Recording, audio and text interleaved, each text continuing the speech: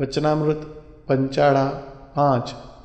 સ્વામિનારાયણ હરે સંવંત 1877 ફાગણ વદી અષ્ટમીને દિવસ શ્રી મહારાજ ગામ શ્રી પંચાળા મધ્યે ઝીણાભાઈના દરબારમાં ઓટાને વિશે ઢોલિયા ઉપર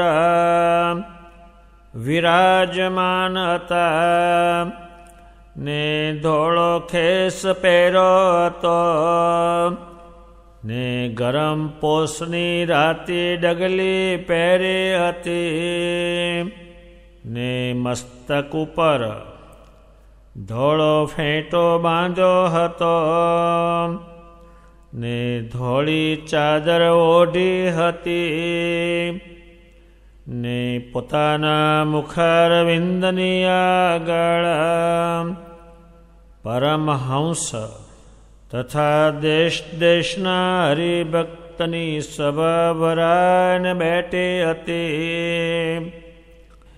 પછી સ્વયં પ્રકાશાનંદ સ્વામીએ પ્રશ્ન પૂછ્યો છે, કયે ઠેકાણે માન સારું છે ને કયે ઠેકાણે સારું નથી ને કયે ઠેકાણે નિર્માનીપણું સારું છે ને કયે ઠેકાણે સારું નથી. પછી શ્રીજી મહારાજ બોલ્યા, જે સત્સંગનો દ્રોહી હોય ને પરમેશ્વરનો ને મોટા સંતનો ઘસાતો બોલતો હોય તેની આગળ તો માન રાખવું તે જ સારું છે અને તે ઘસાતું બોલે ત્યારે તેને તીખા બાણ જેવું વચન મારવું, પણ વિમુખની આગળ નિર્માની થવું નહીં તે જ રૂડું છે. અને ભગવાન ને ભગવાનના સંતની આગળ તો જે માન રાખવું તે સારું નથી ને તેની આગળ તો માનને મૂકીને દાસાનું દાસ થઈને નિર્માનીપણે વર્તવું તે જ રૂડું છે. ભગવાન સ્વામિનારાયણ ઝીણાભાઈના દરબારમાં વિશાળ સભામાં બિરાજ્યા છે. બધા પરમહંસો અને દેશાંતરોના હરિભક્તો પણ બેઠા છે. શ્રી મહારાજ જ્યારે સભામાં બિરાજે ત્યારે તમામ માણસો હાથ જોડીને બેસી રહેતા. શું બોલશે, શું પૂછશે, શું પૂછાશે એની રાહ જોઈને બધા બેસી રહેતા. સ્વયં પ્રકાશાનંદ સ્વામી વડેરા સંત છે. એમણે શ્રીમાનને એક પ્રશ્ન પૂછ્યો, હે મહારાજ, કયે ઠેકાણે માન સારું છે અને કયે ઠેકાણે માન રાખવું તે સારું નથી, કયે ઠેકાણે નિર્માનીપણું રાખવું તે સારું છે અને કયે ઠેકાણે નિર્માનીપણું રાખવું એ સારું નથી, એને આપ સમજાવો. હવે પ્રશ્ન એમાં 4 બાબત છે. એ ઘણો જ વિશાળ એમને શ્રેષ્ઠ પ્રશ્ન પૂછ્યો છે જે સામાન્ય માણસની બુદ્ધિ જ કામ ન કરે. ત્યારે નિર્માનીપણે રહીને હેરાન પણ બહુ થયેલા છે અને કેટલાક માન રાખીને પણ હેરાન બહુ થયેલા છે. એમાં કયે ઠેકાણે કયું રાખવું તે સમજાવો. ત્યારે એ પ્રશ્ન 8 લીટીનો છે. પણ આમાં ઘણા નંદ સંતોના ગ્રંથો આવી જાય છે. ભગવાન સ્વામિનારાયણ કે છે, મેં આ જે સત્સંગ સ્થાપ્યો છે, સત્ય એવી વસ્તુ સ્થાપી છે. સત્સંગમાં સત્સંગ એટલે સત્ય એવા જે ભગવાન તે મેં સ્થાપન કરેલું છે. નિષ્કુળાનંદ સ્વામીએ કહ્યું છે, આ બધું પ્રગટનું છે, પરોક્ષનું આમાં કાંઈ નથી. ભગવાન પૃથ્વી પર ગયા પછી કશું નથી, એમના વખતમાં જ બધું થયેલું છે. પરચા એમને પૃથ્વી પર એને પૂરેલા છે. જે કંઈ છે બધું એમના વખતમાં થયેલું છે. ઉધારાની એકેય વાત નથી. એમને લખ્યું છે, છેરો કરડેરો કરડો સાક્ષાત રે, ન તે ઉધારાની એકે વાત રે. જે કંઈ છે બધું એમને કરેલું છે. મંદિરો એમણે જ કરેલા, શાસ્ત્રો એમણે જ કરેલા છે, સાધુ એમણે જ કરેલા છે. ધર્મવંશી આચાર્યને પોતાને સ્થાને બેસાડ્યા, એ પોતે જ બેસાડ્યા છે. જે કંઈ બેસાડ્યું છે પોતે બેસાડ્યું છે. ભગવાને સત્સંગ થાપ્યો છે.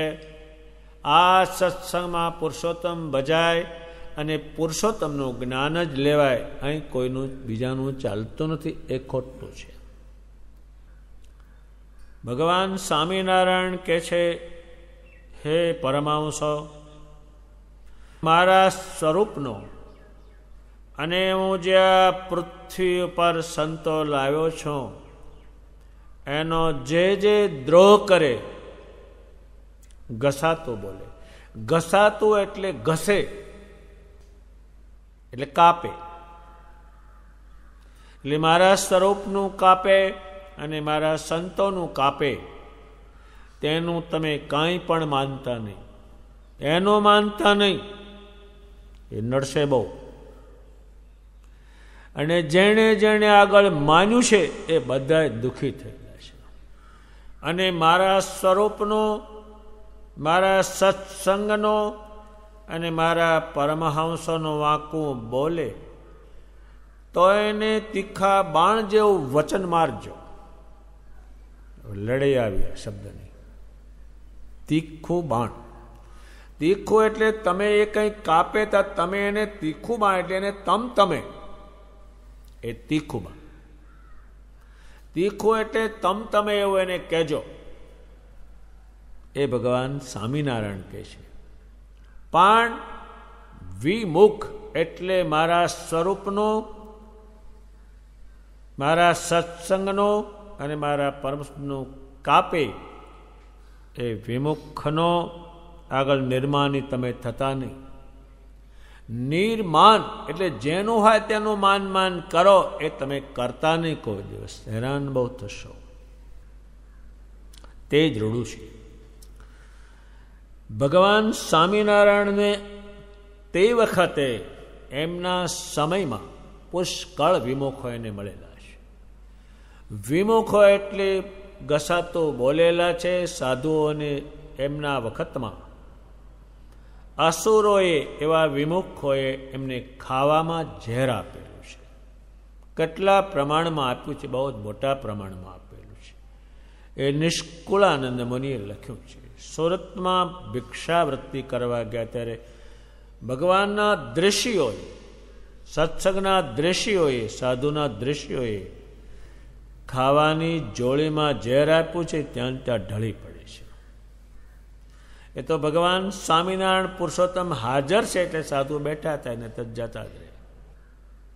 કોઈ ગામધણી હોય, ગામનો ભાગદાર હોય, ઘણા ગામનો રાજા હોય, એને ભગવાન સ્વામિનારાયણના દ્રશ્યોએ, સાધુના દ્રશ્યો, દ્રશ્ય એને કારણે થાય કે આનું બધું જોઈને સહન થાય નહીં, એને કારણે દ્રશ્ય થાય. તો રાજાઓને નિયમ લેવડાવેલા કે સ્વામિનારાયણને અને સ્વામિનારાયણના સાધુને ગામમાં આવવા દેવા નહીં. તમે હાથમાં જળ લો અને પ્રતિજ્ઞા કરો કે નહીં પેસવા દો. એ પ્રતિજ્ઞા ઘણા ગામોમાં કરાવેલી છે.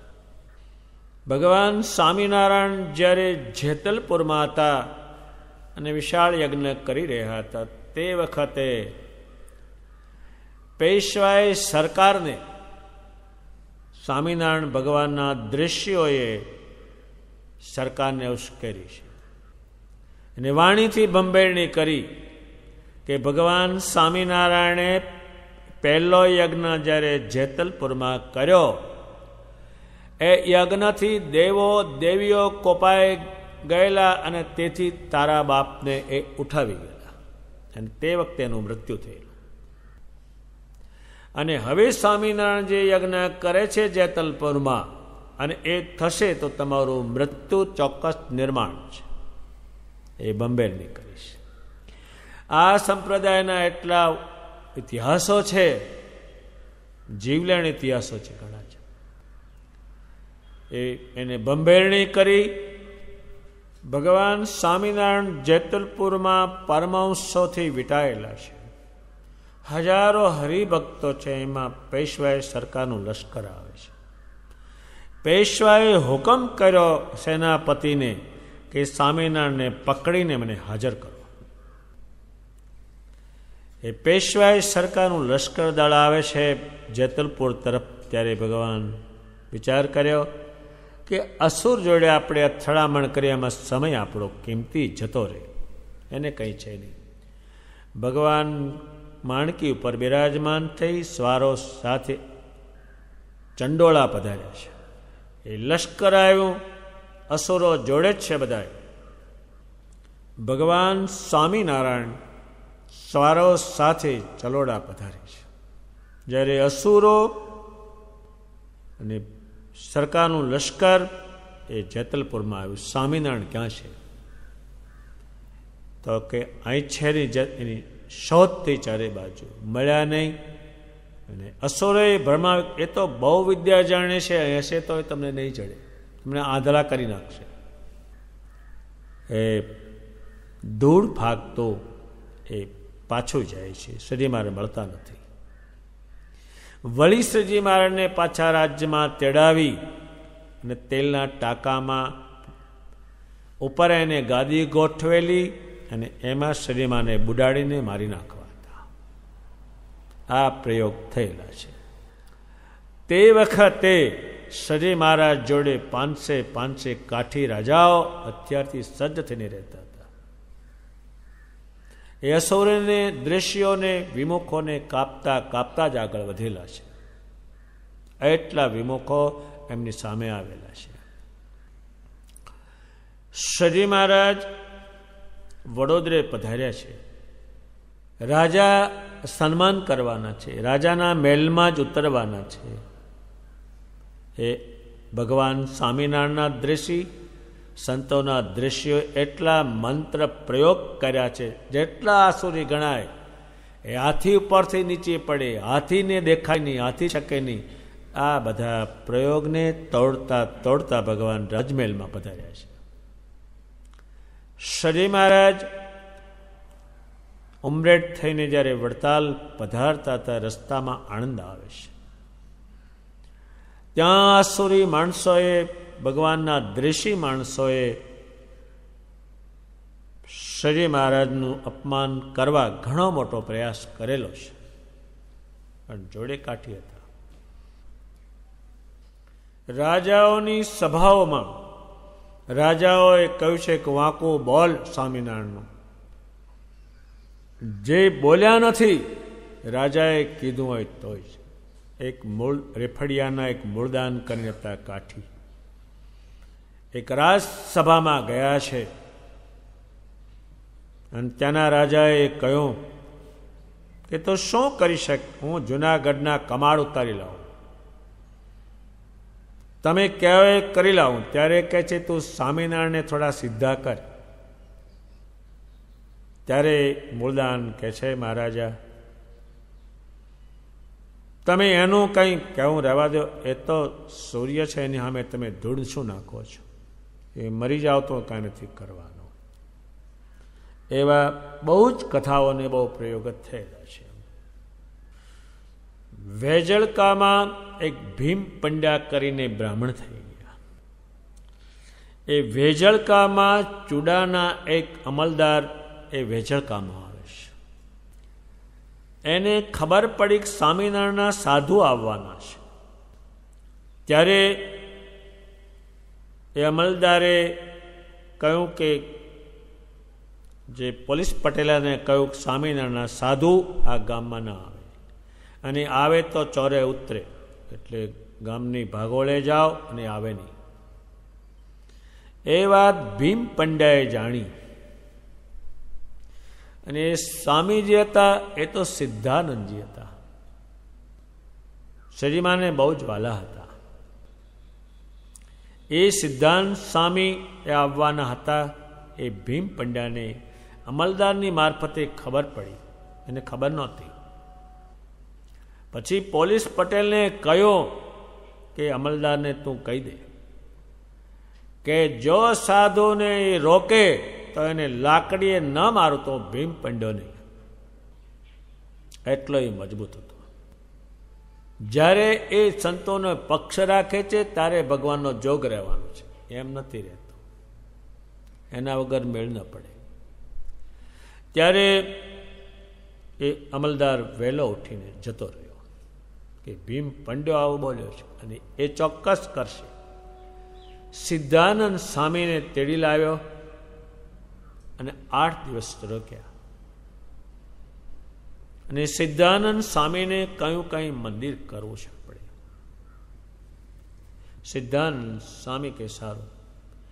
એ ભીમ પંડ્યો જે અમલદાર હતા એને ઘેર ગયા, એને બાઈને વાત કરી કે તારા ધણીએ આવું એ કામ કર્યું કે સાધુ ના આવવા દો. તારે બાઈ કે છે પીટાને ટીપ્પો તો ને હારી પેટ. આવું બોલ્યો. એને ઘેર આવવા દો. ઘેર આવ્યો અને બાઈએ કહ્યું અત્યારે ને અત્યારે મંદિરનો કરવાનો લેખ કરી આપ્યો.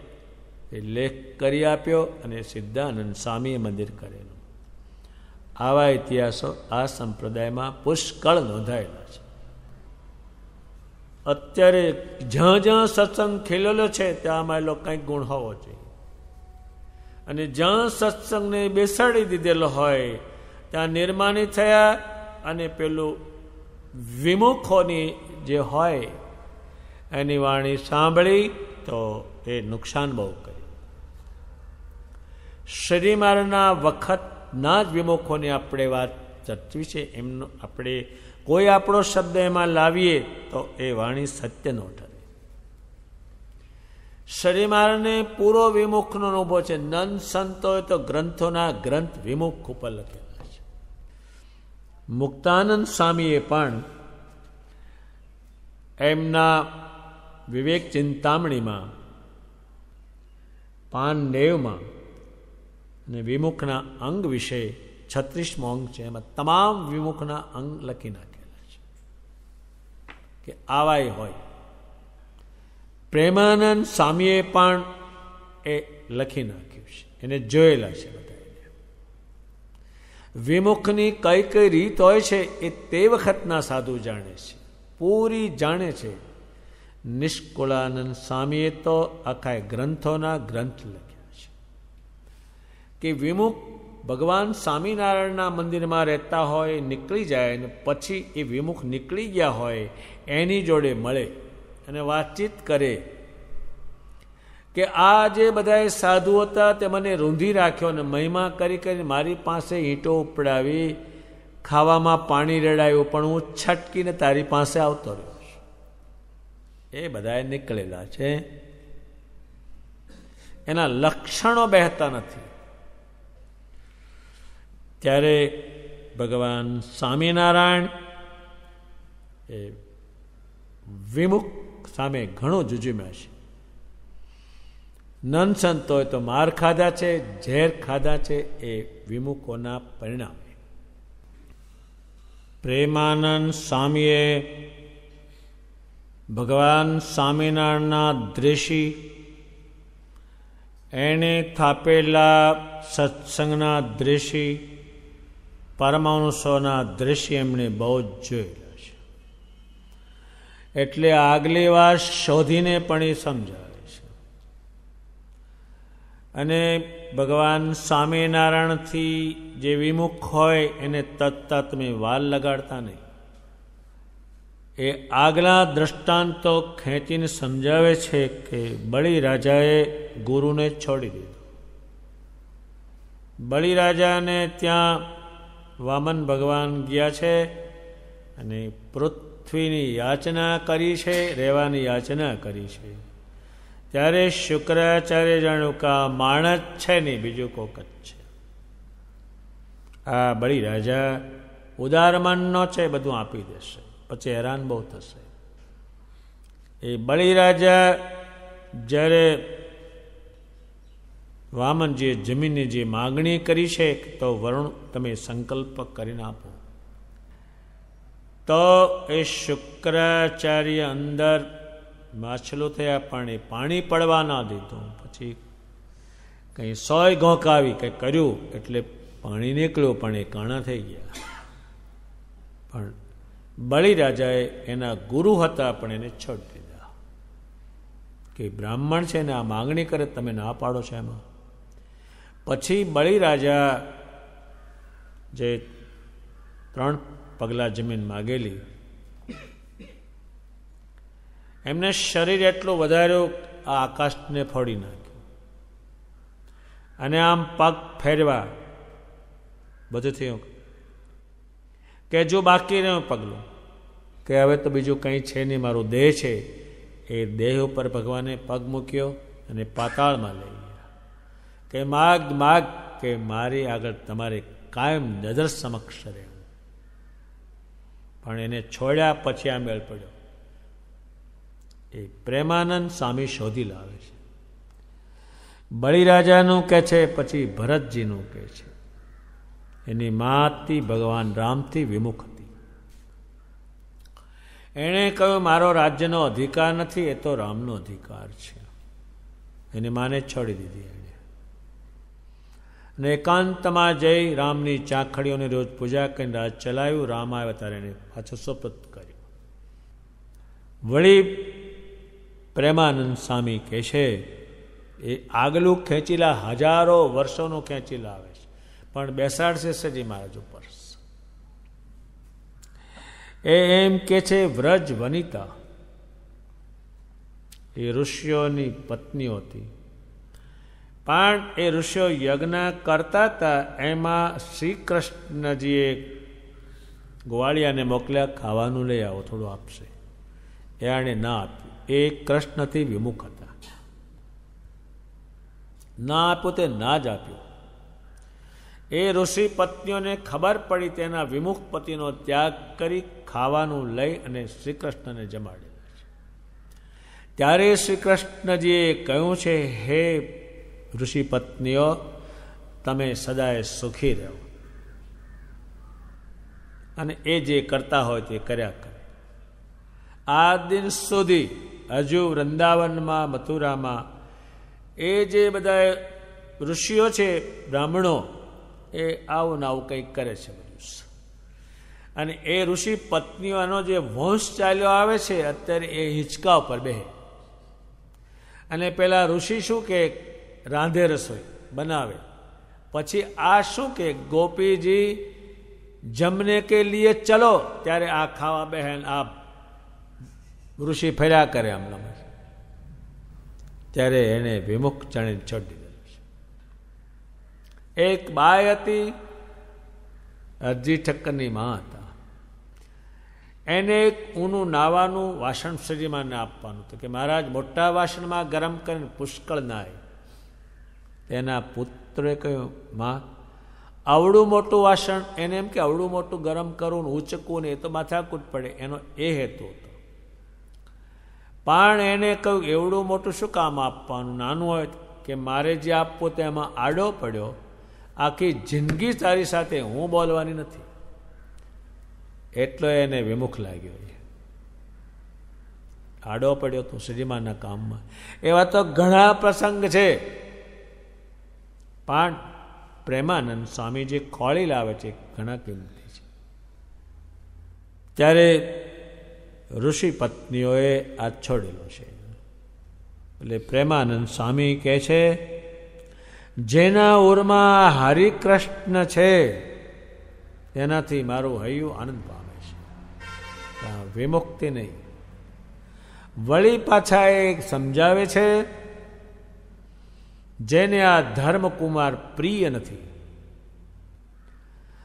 એને જમકિંકર જાણીને તમે છોડી દેજો. હવે આ 250 વર્ષ પહેલા લખાય છે,